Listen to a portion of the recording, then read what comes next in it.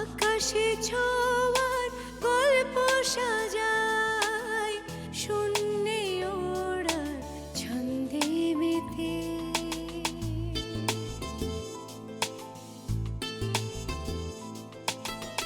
আকাশে যে অসীমের ঠিকানায়, সে যেন শুধু দৃশ্য সাজায়।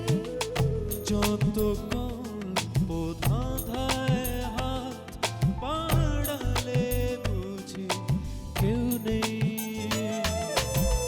আকাশ ছোঁয়ার গল্প সাজায়, শূন্যে ওড়া ছন্দে মেতে।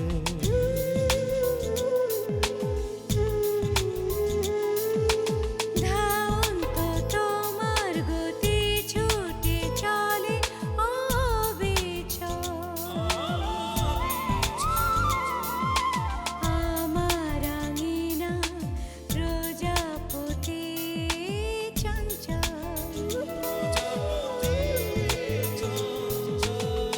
উড়ে উড়ে যাই কত অলি গলি অবিরত, যত কল্প ধাঁধায় মন বাড়ালে বুঝি কেউ নেই।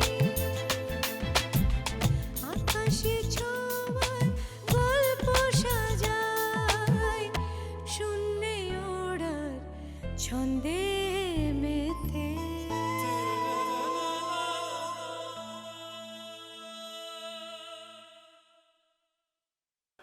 দিব্যা কখন এলো? কিছুক্ষণ আগে আমি ওকে সঙ্গে করে নিয়ে এসেছি। আমি যতদূর জানি এ সময় তো ওর কলেজ বন্ধ থাকার কথা না। আগে তা বন্ধ না, কিন্তু কিন্তু কি? হয়েছে কি, ওই দীপার শ্বশুর মানে প্রতুলবাবুর শরীর ভালো না শুনে আমি দেখা করতে গিয়েছিলাম গ্রামে। ওখানে যাওয়ার পর উনি মারা যান। তারপর ওখানে আত্মীয় স্বজন বলল যে দীপা তাঁর পুত্রবধূ হিসাবে শেষকৃত্যের সময় উপস্থিত থাকাটা খুব প্রয়োজন। উনার স্ত্রী? তিনি তো দুদিন আগে উন্মাদ আশ্রমে মারা গেছেন। তা বুঝলাম, কিন্তু প্রতুল বাবুর মারা যাওয়ার সাথে দীপার কলেজ থেকে চলে আসা আমি ঠিক বুঝতে পারছি না। ঝামেলা তো এখানেই বেঁধেছে। ঝামেলা? কিসের ঝামেলা?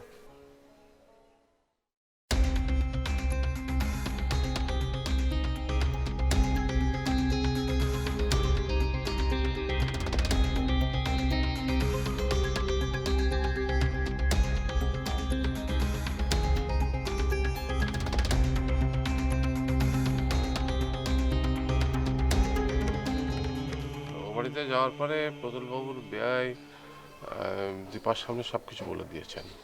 সবকিছু মানে? সবকিছু মানে ও প্রতুলবাবুর টাকায় লেখাপড়া করছে, তারপরে এসি রায়ের স্কলারশিপের ব্যাপারে আমি ওকে মিথ্যে কথা বলেছি, তারপর এসব কথা ওকে কিছুই জানাইনি, সেই জন্যে। তাতে সমস্যা কি? ও নাকি লেখাপড়া ছেড়ে দেবে। কি বলছেন? এই যে দীপা, এসব কি শুনছি? কি হলো? কথার উত্তর দিচ্ছ না কেন? দীপা, দীপা! দেখলেন দেখলেন মাস্টারমশাই আপনার সাথে কি ব্যবহারটা করলো? কিন্তু ও তো ভুল করছে। আমিও তো সেই কথাটাই বলছি, কিন্তু আমার কথা শোনে কে? আমি নাকি লোভী। কি? রবি? হ্যাঁ লোভী। এখন একমাত্র আপনি ভরসা মাস্টারমশাই, আপনি যদি একটু ওকে বোঝান তাহলেই বুঝবে। একটু আসবেন কষ্ট করে আমার বাড়িতে। আসবো, অবশ্যই আসবো। আমার চোখের সামনে যত্ন করে গড়া ফুল এভাবে ঝরে যেতে দিতে পারি না। আমি অবশ্যই আসবো, অবশ্যই আসবো। তাহলে চলুন আমার সাথে। আপনি এগোন, আমি আমার কাজটা সেরে আসছি।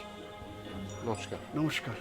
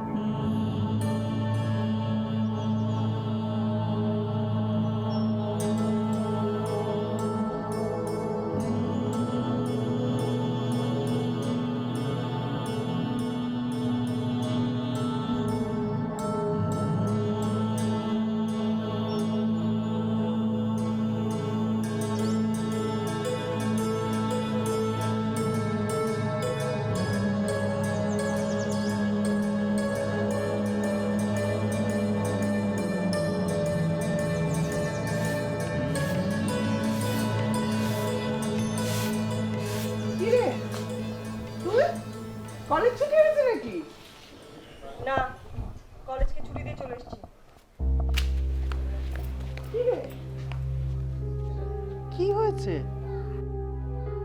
যিনি রিক্সা ভাড়া দিয়ে এখানে নিয়ে এসছে তার কাছ থেকে শুনে নাও। আমি তো কিছুই বুঝতে পারছি না। কোনো ঝামেলা হয়েছে? না, ঝামেলা এখন হয়নি।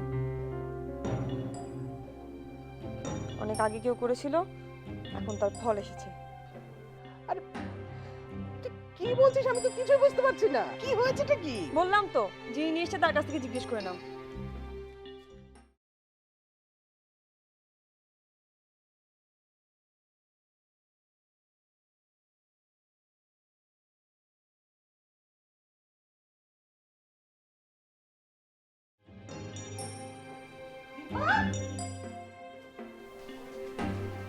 আয় দীপা, কি হয়েছে? হ্যাঁ? আরে কিছু বলছো না কেন? কি হয়েছে? ও, দীপাও কিছু বলছে না। জিজ্ঞেস করলে উনি উনি করছে কেন তোমাকে?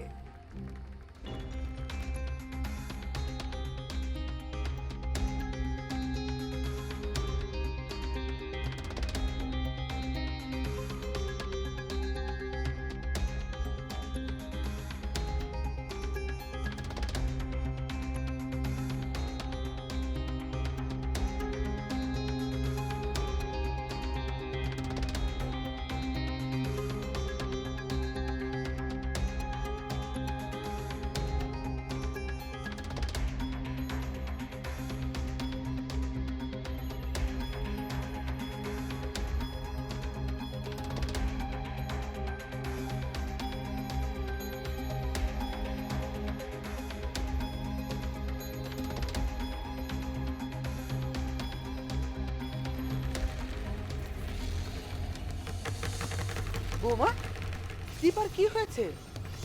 কি করেছো আপনার সাথে? এত করে ডাকলাম কোনো কথাই বললো না, সোজা গিয়ে বিছানায় পড়লো। একটা প্রণাম নমস্কার কিচ্ছু না। কি হয়েছে রমর? দেখেন বাপ মেয়ে কিরকম মুখে কুলু পেটেছে। দীপাকে জিজ্ঞেস করছি, কিছুই বলছে না। উনিও কিছুই বলছেন না। কিছু বলবেন না মা? চলেন দীপাকে জিজ্ঞেস করি। না, কিছু শুনতে যেও না। যা শুনবে আর ও যা বলবে, যেভাবে বলবে তোমাদের ভালো লাগবে না। কেন, ও কি কোনো কারণে রেগে আছে? হ্যাঁ, কেন? কিসের রাগ? আমি নাকি লোভী। লোভী? তুমি লোভী? কে কথা বলেছে তোমাকে? তোমার মেয়ে আমাকে লোভী বলেছে। আমার মেয়ে আমাকে লোভী বলেছে। আমাকে তো কখনো এসব বলিসনি অমর। এখন কি তুমি আমাকে দীপার মতো কিছু কথা শোনাতে না? না মানে আমি ওকে কত করে বোঝালাম যে কে টাকা দিচ্ছে না দিচ্ছে সেটা জানার দরকার কি? তুই লেখাপড়া কর। সে প্রথমে টাকা লেখাপড়া করবেই না। ওকে তোর আগেই বলা উচিত ছিল অমর। ও তাহলে রাজি হতো না মা? আমরা ঠিক করেছিলাম লেখাপড়া শেষ হলে তখন না হয়। তো এখন কি করবি? কলেজ থেকে একেবারে ইস্তফা দিয়ে এসেছিস তোরা? না, তার আর সময় পেলাম কোথায়? ওর জিনিসপত্র তো কিছুই আনেনি। ভগবান যা করেন ভালোর জন্যই করেন। উনি চান দীপা ধর্মকর্ম করুক। আর তোমরা ওর পড়াশোনা নিয়ে এত বেশি বাড়াবাড়ি করলে। এখন ভালো হয়েছে না? কি বলছো মা? ঠিকই বলেছি। এসে যখন পড়েছে ঘরেই থাক। আর কলেজে গিয়ে বিদ্যাধরী হতে হবে না। ঘরে থেকে ভগবানের পূজা অর্চনা করুন, এতেই মঙ্গল। ফালতু কথা বলো না তোমার। লেখাপড়া তার পুজোতে কোনো বাধা হচ্ছে না। ও লেখাপড়া করবে, পুজো করবে। তুই তো বললি ও পড়তে রাজি হচ্ছে না, কথা শুনছে না। হ্যাঁ, আমাদের কথা এখন কেন শুনবে? আমরা তো লোভী মানুষ। কার জন্য লোভ করেছিলাম? আমার জন্য করেছিলাম, তোর জন্য করেছিলাম। হ্যাঁ, কোথায় যাচ্ছ তুমি? বাবা থাক, ওকে এখন কিছু বলবো না।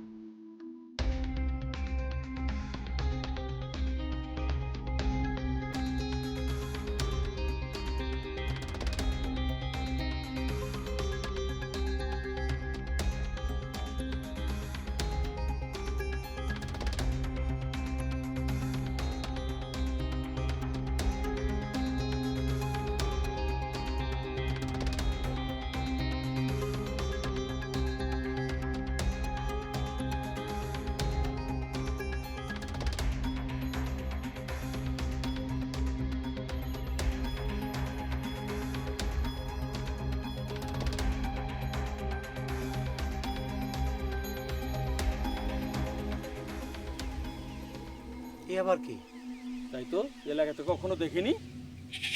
ভুলিয়া দেখেছি? পুরা সাধু। হবে কোনো নতুন ভণ্ড? কত দেখলাম। আমিও দেখেছি এই সব সাধুগুলোই হয় ভণ্ড, তারপরও বারবার দেখতে ইচ্ছা হয়। হেই, যাবি? ওইটার পিছনে? হ্যাঁ চল। এই তোমরা বসো, আমরা আসছি। চল চল।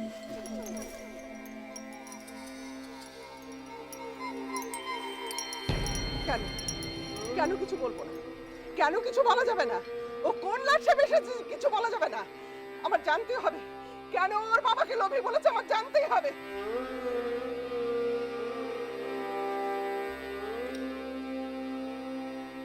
থাক না বৌমা, কেন বললাম তো চুপ করো। কেন কেন চুপ করবো? কেন চুপ করবো? হ্যাঁ? ও পড়াশোনা করুক আর না করুক সেটা অন্য কথা, কিন্তু ও কেন ওর বাবাকে লোভী বলেছে?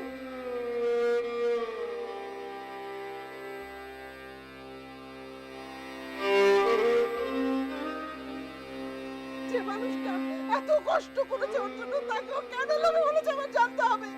আই, তোর লজ্জা করে না? তোর লজ্জা করে না? যে লোকটা তোর জন্য এত করলো, এত কষ্ট করলো, তাকে তুই কোন সাহসে লোভী বলিস? হ্যাঁ? ও তোর কে তুই জানিস? হ্যাঁ, ও তোর বাপের থেকেও বড়। হ্যাঁ, তোর বাপ তো চলে গেছিল রে।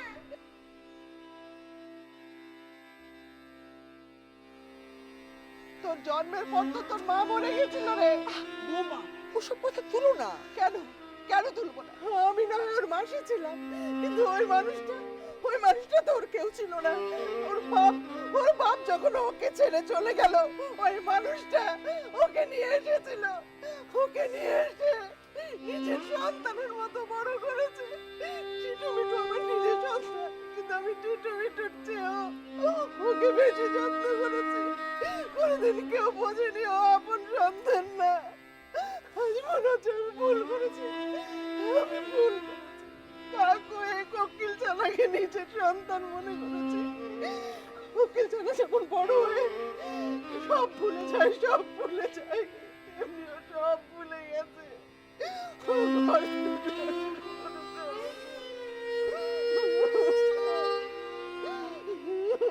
বোমা, বোমা অনেক হয়েছে, এবার দয়া করে চুপ করো। না, আমি চুপ করবো না। আমি কোনোদিন ওই মানুষটার চোখে জল দেখিনি। আমি সহ্য করবো না মা, আমি সহ্য করবো না।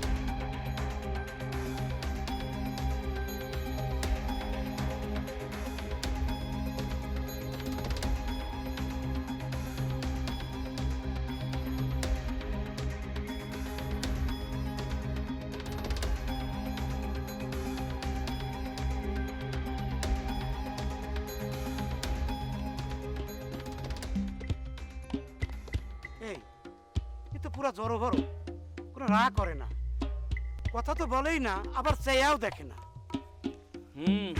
খুব চাল। এখন কি করবি? কি করবো মানে? আমাদের সালাম নমস্কারের কোনো জবাব দিল না। হ্যাঁ আমাদের একটা ইজ্জত আছে না? অবশ্যই। হ্যাঁ, আমরা এমনি এমনি ছেড়ে দেবো না, চল।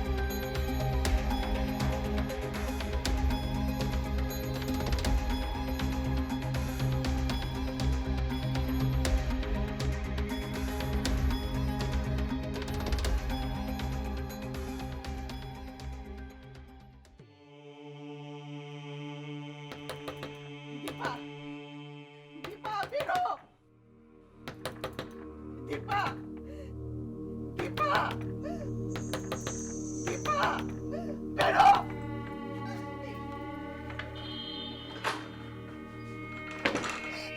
এই যে এতক্ষণে বের হলো, এতক্ষণে বের হলো। যে মানুষটা তোকে পাপ ডাকার অধিকার দিয়েছে তাকে তুই কোন সাহসে লোভী বলেছিস? কোন সাহসে তাকে তুই লোভী বলেছিস? যে মানুষটা এত যত্ন করে এত কষ্ট করে তোকে বড় করলো, নিজের সন্তানের থেকেও তোকে বেশি ভালোবাসলো, তাকে তুই লোভী বলে ডাকলি?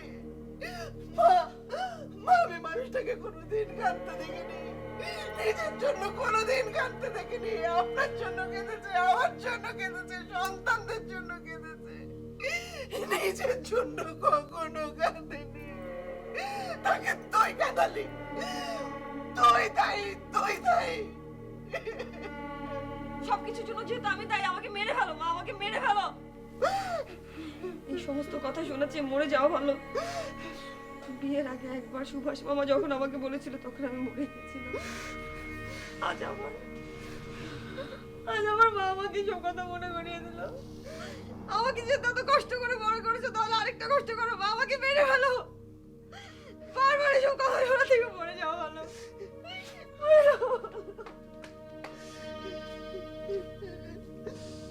বৌমা, তোমার একটা কথা মনে আছে? ওকে যখন তোমরা আনতে গেলে আমার কাছে অনুমতি চেয়েছিলে, আমি তোমাদের না করিনি।